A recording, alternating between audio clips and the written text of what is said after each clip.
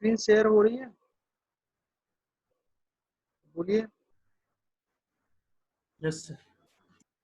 चलिए, yes sir.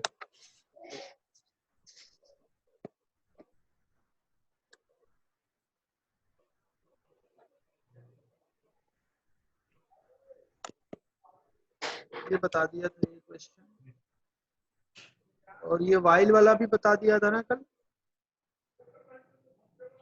हाँ, ये भी बता दिया था। इसके बाद आपका एक स्विच केस का ये क्वेश्चन है। ये तो चलिए सॉल्व करके बताते हैं। Switch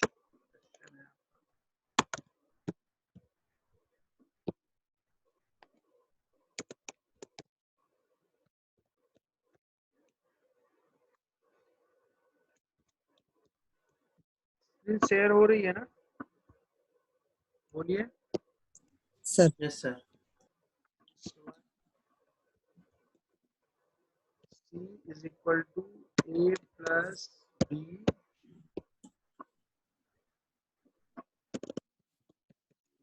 break to C is equal to A minus B।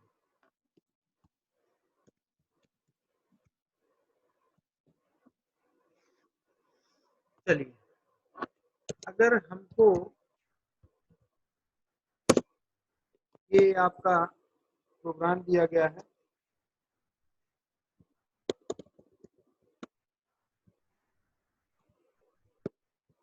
Switch case का दिया गया एक छोटा सा प्रोग्राम, इसका 3 एड्रेस कोड लिखना हो तो क्या करेंगे?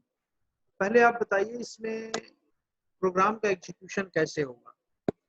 सबसे पहले क्या होगा, यहाँ जो केस अप्लीकेबल होगा, ch की जो वैल्यू होगी उसके अकॉर्डिंग जो है स्टेटमेंट एग्जीक्यूट होगा। अगर ch की वैल्यू 1 है तो केस 1 आपका एग्जीक्यूट होगा, c equal to a plus b execute होगा। देन उसके बाद क्या है, ब्रेक है तो टर्मिनेट हो जाएगा। अगर ch की वैल्यू 2 है तो 2 होगी। तो अगर 1 और 2 के अलावा होगा तो वो फिर एग्जीक्यूट नहीं होगा ना, वो तो एरर आ जाएगा। क्यों? तो इसके लिए अगर हमको 3 एड्रेस कोड लिखना हो तो सबसे पहले क्या करेंगे बताइए। If ch is equal to 1, ch is equal to 1, ch is equal to 1, go to, ठीक। अगर ch is equal to 1 है तो फाइनली जो मेरा केस 1 एग्जीक्यूट होगा वो होगा, उस स्टेटमेंट पे चला जाएगा। अगर ch is equal to 1 नहीं होता है, इफ देखिए कल मैंने बताया था कि हर अल्टरनेट स्टेप पे आप गो टू ऐड करोगे। आप कर सकते हो, कोई दिक्कत नहीं, लेकिन उससे कोई फायदा नहीं होगा। वो भी अभी मैं देख लेता हूँ कैसे वो होगा। कोई जरूरी नहीं है कि सेम ही आंसर सबका है। गो टू, भाई इसमें कैसे एग्जीक्यूशन होता है, सबसे पहले केस ही चेक होता है, ये सी एच की वैल्यू ही चेक होगी। अगर 1 है तो एक अलग स्टेट पे जाएगा, मतलब केस 1 एग्जीक्यूट होगा, सी एच इक्वल टू 2 है, केस 2 पे जाएगा। ठीक है, चलो केस 1 और केस 2 को चेक किया। चलो C is equal to A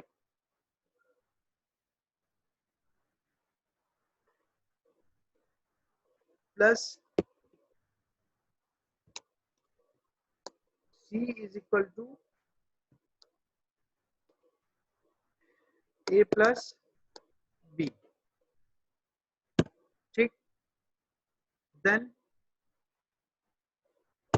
fourth step क्या हो जाएगा, गो टू, ठीक है। फिर दूसरा क्या है, C c is is equal to equal a to minus b, A minus B,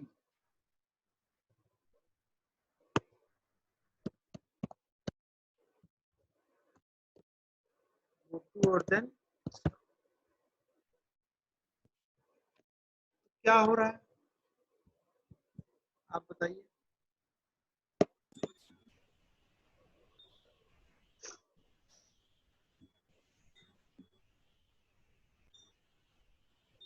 अगर सबसे पहला स्टेटमेंट क्या होगा, यहाँ तो हो जाएगा, यहाँ पे गो टू क्या हो जाएगा, C H is equal to 1 होगा तो गो टू 3, 3 और C H is equal to 2 हो जाएगा तो गो टू 5, 5 और C H is equal to A plus B के बाद गो टू 7, 7 यहाँ पे 7 कैसे हो रहा है। इधर रुको, मैं फिर से बताता हूँ, ज्यादा चीजें ठीक रहेंगी। देखो, सबसे पहले क्या हो रहा है, चेक कर रहे हैं सी एच की वैल्यू क्या है। If C H is equal to 1, अगर सी एच की वैल्यू 1 है तो केस 1 एग्जीक्यूट होगा। केस 1 क्या है, C is equal to A plus B. तो अगर C H is equal to 1 है तो गो टू कहाँ चले जाएंगे, C is equal to A plus B, go to 3, और 3 पे अगर गए तो C is equal to A plus B, finally आपका आउटपुट होगा, फिर go to stop, go to 7। 7 क्या हुआ, फिर C H is equal to 2, अगर 2 है तो केस 2 आपका एग्जीक्यूट होगा, तो सी इज इक्वल टू क्या हो जाएगा, ए माइनस बी। अगर ये कंडीशन ट्रू होती है तो ए माइनस बी कहाँ हो जाएगा, गो टू कहाँ हो जाएगा, 5, और 5 पे गए C is equal to A minus B, और फिर फाइनली आपका क्या हो जाएगा, यहाँ पे गो टू, सॉरी यहाँ पे नहीं, नीचे गो टू 7। आई बात समझ में कि नहीं आई, बोलिए, बोलो भाई। यस इसी को हम एक तरीके से और लिख सकते हैं, आपको पता है, आप इसका स्क्रीनशॉट ले लेंगे, ठीक है। हो सकता है कि आपके नोट्स में कि थोड़ी बहुत गलतियां होंगी या गलत थोड़ा सा ओवर राइट हो गया होगा तो आपको थोड़ी दिक्कत होगी, तो आप इन सब क्वेश्चन का स्क्रीनशॉट ले लें, ठीक है। सर ये गो टू 7 कैसे लिखे सर, एक बार फिर से? चलो एक बात बताओ, स्विच केस में क्या होता है, सी एच की वैल्यू यहाँ पे पास की है तो सी एच की वैल्यू चेक करेंगे, 1 होगा तो ये एग्जीक्यूट होगा, 2 होगा तो ये होगा। ब्रेक का मतलब क्या यस होता है, सर। अगर केस 1 अगर मिल रहा है सी एच की वैल्यू, तो केस 1 एग्जीक्यूट होगा, C is equal to A plus B, उसके बाद ब्रेक। ब्रेक का मतलब क्या हो गया, वहां से हम बाहर कुछ निकल, और अगर केस की वैल्यू 2 मिली सी एच की वैल्यू, तो C is equal to A minus B execute होगा, उसके बाद ब्रेक होगा। ब्रेक। तो वही चीज है, अगर if C H is equal to 1, go to 3, go to 3 का मतलब क्या हो गया, 3 में क्या है, C is equal to A plus B, और C is equal to A plus B execute हुआ, तो फिर स्टेप नंबर, भाई अगर यहाँ पे गो टू नहीं लिखा है C is equal to A plus B के आगे, तो हम क्या करेंगे, नेक्स्ट स्टेप पे ही तो आएंगे भाई, लाइन बाय लाइन ही तो एग्जीक्यूट हो रहा है ना। तो C is equal to A plus B मिला, और C is equal to A plus B मिल गया तो क्या हो गया, उसके बाद बाहर स्टॉप हो जाएगा ना ये भाई, कोई यस एक सर। ही केस तो एग्जीक्यूट होगा, सी एच की वैल्यू या तो 1 होगी या तो 2 होगी, एक सिंगल वैल्यू ही तो यस होगी। सर। तो अगर 1 है तो गो टू 3, 3 गए तो C is equal to A plus B, जो कि 1 पे ये केस एग्जीक्यूट होना चाहिए, ये मिलना चाहिए, तो C is equal to A plus B मिल गया। फिर नेक्स्ट स्टेप पे गए, गो टू 7, 7 पे आए स्टॉप हो गया। अगर सी एच की वैल्यू 2 मिली, अगर 1 ना मिलती है, मान लो ये condition, if C H equal to 1 नहीं मिला तो क्या होगा, फर्स्ट कंडीशन में नहीं गए, फिर सेकंड में आएंगे, चेक करेंगे भाई, स्टेप बाय स्टेप ही तो चेक करेंगे। गो टू से यस क्या सर। होता है, जो गो टू लिख देता है उससे क्या होता है, सीधे दे दिया गो टू 3, तो सीधे 3 पे हम जंप कर जाएंगे। इसी तरह से फिर अगर पहला कंडीशन नहीं ट्रू हुआ तो क्या हुआ, सी एच सेकंड स्टेप पे जाएंगे। सेकंड स्टेप पे क्या कहता है, if C H is equal to 2, अगर सी एच की वैल्यू 2 है तो गो टू 5, 5 में क्या है, C is equal to C equals to minus B. A minus B, ये 5 स्टेप है, 5th स्टेप है। देन इसके बाद क्या हो जाएगा, गो टू गो 7। टू, ये ब्रेक लगा है। अगर कंटिन्यू होता तो फिर सिनेरियो दूसरा हो जाता, कंटिन्यू होता तो क्या होता, केस 1 होता, एग्जीक्यूट होता, फिर कंटिन्यू करके फिर नेक्स्ट भी होता। अगर सी एच की वैल्यू 2 होती तो इसमें कंटिन्यू लगता तो कोई दिक्कत नहीं होती, क्योंकि इसके आगे कोई स्टेटमेंट तो है उसके बाद स्टॉप ही है। नहीं। एक तो ये, एक मिनट रुक जाइए, इसका एक दूसरा तरीका भी मैं थोड़ा सा, बताइए क्या होगा इसमें। इसको आप लोग स्क्रीनशॉट ले लिया करो भाई।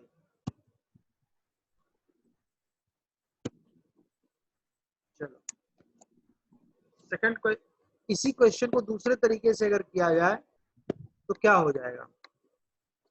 इस c is equal to a plus B और c is equal to a minus B को एक अलग टेम्परेरी वेरिएबल की हेल्प से अगर हम इसका लिखें क्या हो जाएगा?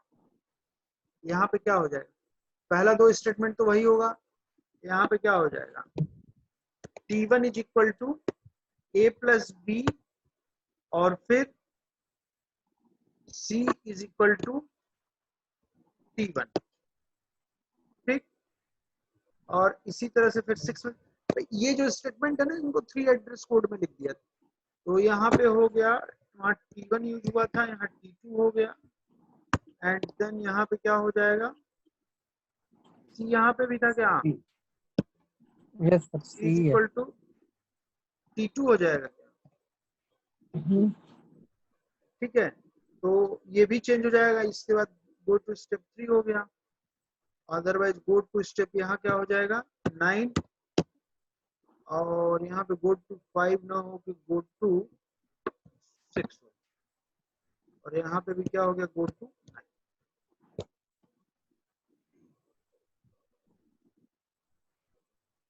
बोलिए समझ में आई बात की नहीं आई? बोलिए। Yes sir. Yes sir.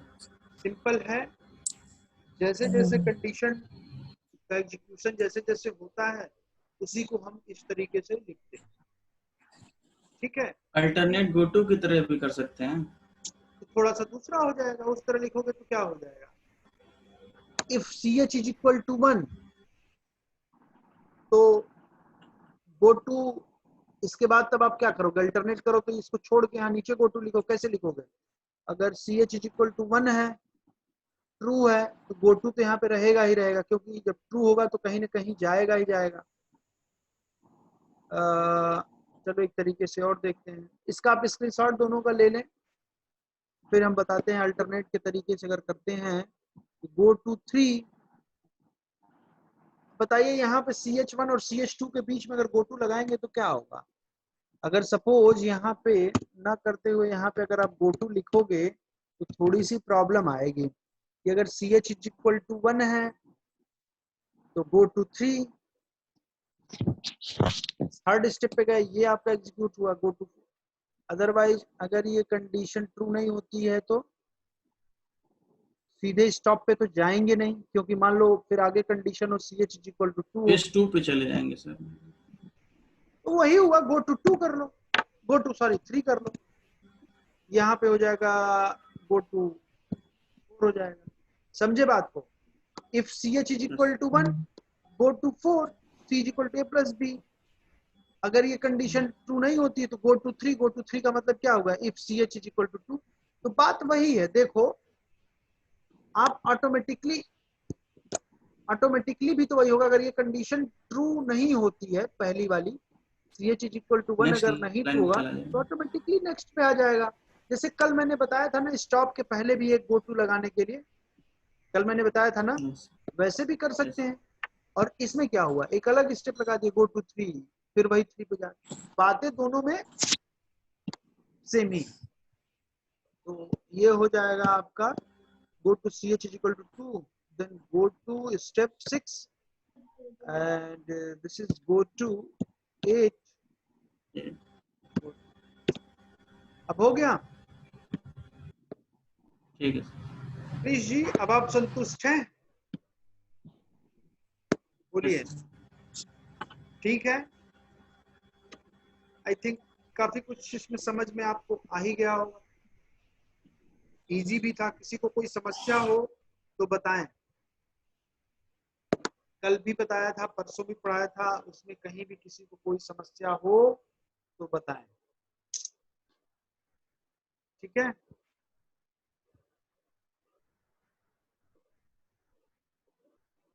किसी को कोई समस्या? हाँ या ना, कुछ तो बोलो भाई। No sir. चलो ठीक, अच्छी बात। इसको आपने स्क्रीनशॉट ले लिया ना, हो सकता है जो नोट्स भेजा है थोड़ा बहुत इधर उधर हो, थोड़ा सा लिख के बताने में ज्यादा चीजें समझ में आती हैं, इसलिए मैं लिख के बता देता हूँ। चलिए अब ये क्वेश्चन था। अब नेक्स्ट इसमें है, दो चीजें हैं, एस एट्रीब्यूट डेफिनेशन और एल एट्रीब्यूट डेफिनेशन। क्या होता है ये, इसके बारे में थोड़ा सा बता दें हम। एस एट्रीब्यूट डेफिनेशन में देखिए 3 पॉइंट है, ऐसे ही एल एट्रीब्यूट डेफिनेशन में भी 3 पॉइंट है। ठीक, एस एट्रीब्यूट डेफिनेशन क्या होता है? It uses only synthesized attribute. मैंने दो तरह के एट्रीब्यूट बताए थे, सिंथेसाइज्ड एट्रीब्यूट और इनहेरिटेड एट्रीब्यूट बताया था। बोलिए बोलिए भाई। Yes sir. सिंथेसाइज्ड एट्रीब्यूट और इनहेरिटेड एट्रीब्यूट मैंने ही इनहेरिटेड। बताया। तो सिंथेसाइज्ड एट्रीब्यूट में क्या होता है? सर किसी भी नोड की वैल्यू उसके चाइल्ड नोड से अगर पता करते हैं तो। ठीक है, अर्पित से बोल देना स्क्रीनशॉट वाले ने। अभी 48 की। सिंथेसाइज्ड एट्रीब्यूट में क्या होता है कि किसी भी नोड की वैल्यू किससे हम फाइंड आउट करते हैं, किसकी हेल्प से? उसके नोड्स की वैल्यू, उसके चाइल्ड नोड। Child node. और इनहेरिटेड में क्या होता है? इनहेरिटेड किसी में भी किस, नोड की वैल्यू के पेरेंट्स और उसके सिबलिंग्स की वैल्यू से पता करते हैं। हाँ सिबलिंग या फिर उसके पेरेंट की हेल्प से निकालते हैं। तो जो एस एट्रीब्यूट डेफिनेशन होता है ये सिर्फ और सिर्फ सिंथेसाइज्ड एट्रीब्यूट का यूज करता है। ठीक है, और अक्सर क्या होता है कि सिंथेसाइज्ड एट्रीब्यूट और इनहेरिटेड एट्रीब्यूट में कभी कभी डिफरेंस पूछ देता है, कभी कभी एस एट्रीब्यूट और एल एट्रीब्यूट डेफिनेशन में डिफरेंस पूछ देता है। अच्छा, आप लोग को मेल मिल गया ना ट्यूटोरियल का?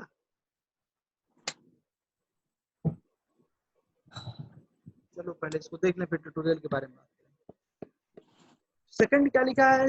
पहला तो पॉइंट लिखा है कि यूजेस सिंथेसाइज्ड एट्रीब्यूट। आपको सिंथेसाइज्ड एट्रीब्यूट पता ही है क्या होता है। सेकंड पॉइंट क्या लिखा है? Semantic rule used eight right and. क्या मतलब है? देखिए, ये कुछ एक्सप्रेशन लिखे गए हैं, ये लिखे गए हैं ना, एक्सप्रेशन कह रहे हैं, ये कुछ प्रोडक्शन लिखे गए हैं, और ये क्या लिखा गया है के लिए? प्रोडक्शन। इस प्रोडक्शन के लिए सिमेंटिक रूल लिखा गया है, इस प्रोडक्शन के लिए सिमेंटिक रूल लिखा गया है। क्या मतलब हुआ, मैं इसको बता रहा हूं लिख के।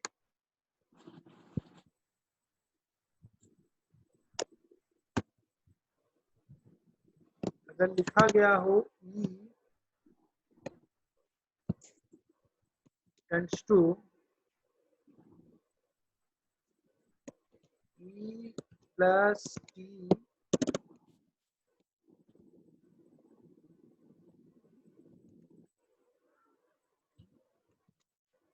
dot value is equal to E dot value plus E dot value। ठीक,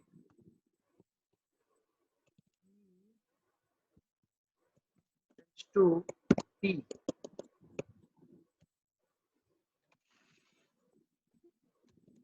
E dot value is equal to T dot value।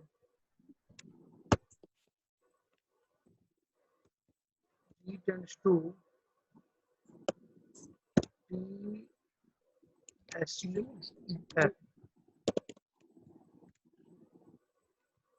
T dot value is equal to T dot value asterisk F dot value। And E tends to F हो गया। T dot value is equal to F dot value value, फिर f tends to ID id। तो इसमें क्या rule लिख दिया आपने, F dot value f f dot value, या चाहे यहाँ नम लिख दो। Yes sir f dot value is equal to क्या हो जाएगा, सीधे नम। या वैल्यू लिख, अब नंबर, नम का मतलब क्या हो गया, कुछ भी हो गया, 1 2 3 4 0 1 2 3 4 कुछ भी हो, ठीक है। ये क्या है, ये जो है ये आपका क्या चीज लिखा गया है, ये आपके सेट ऑफ प्रोडक्शन और उसके corresponding semantic rules. Semantic rule.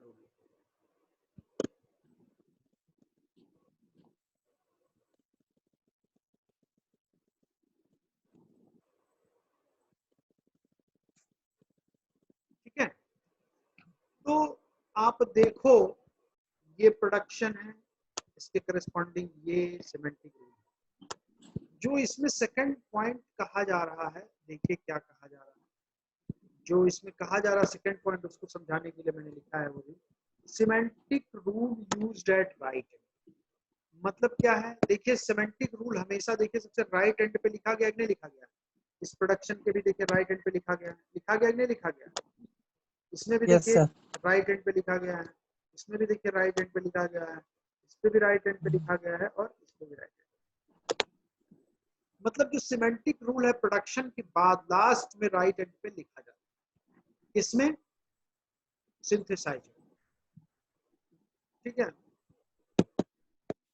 Third point क्या है, attributes are evaluated using bottom up parsing. इसमें जो एट्रीब्यूट्स होते हैं वो बॉटम अप पार्सिंग की हेल्प से इवैल्यूएट।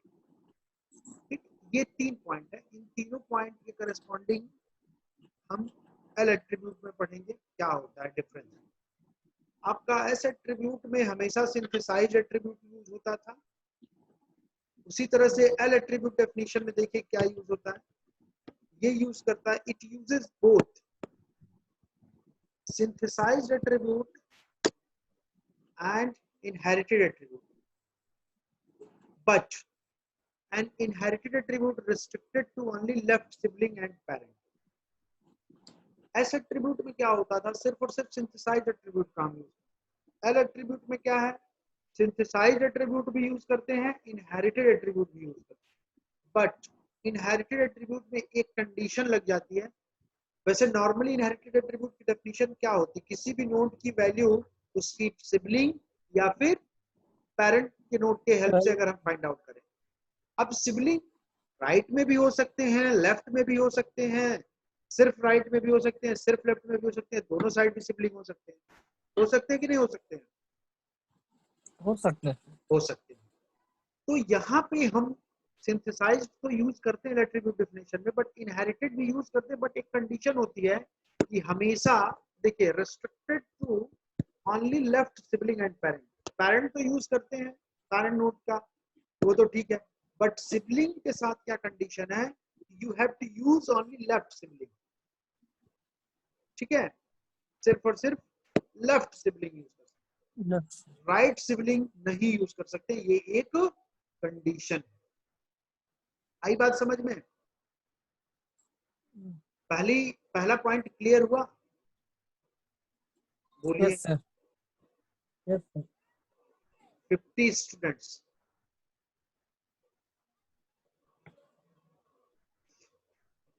चलिए 50 के ले लेंगे स्क्रीनशॉट, ताकि बढ़ गए, अभी देखिए 52 हो गए, अटेंडेंस का नुकसान ना हो, इस वजह से मैं, चलिए अर्पित जी ले लेंगे 52 के।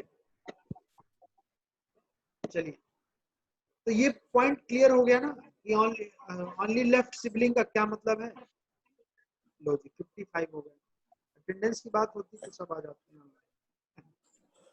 चलिए इसके बाद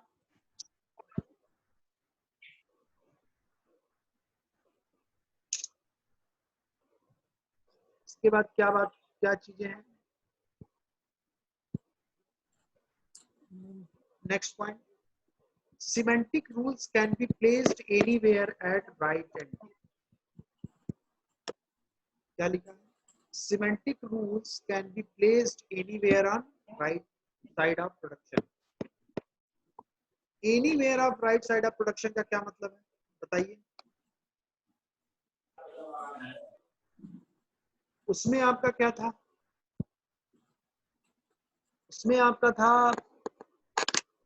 राइट एंड पे यूज होता था, और इस पे क्या है? राइट साइड में कहीं भी आप यूज कर सकते हैं, ठीक है?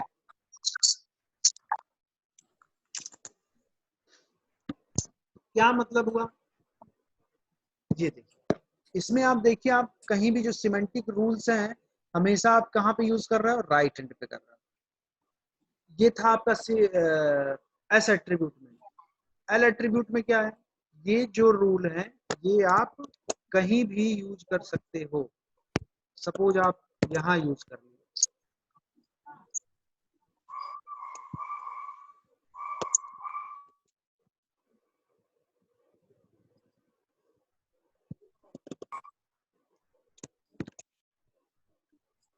फिर ये सपोज आप यहाँ पे यूज कर लीजिए,